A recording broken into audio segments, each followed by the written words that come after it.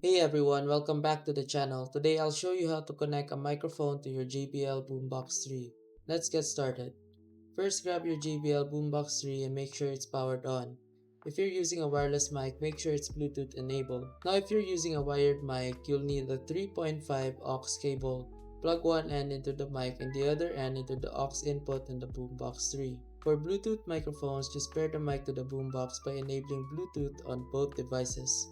Go into Bluetooth settings in the boombox, find your mic in the list, and connect. Once connected, you can adjust the volume on your boombox and mic to your preference. And that's it, you're ready to go. And remember, if this video helped you fix something or saved you from wasting money, here's an easy way to support the channel.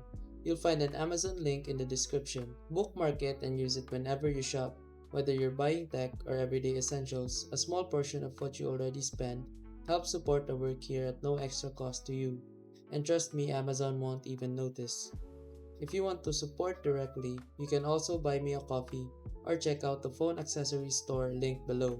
Totally optional. That's it, thanks for the support. Stay sharp and I'll see you in the next video.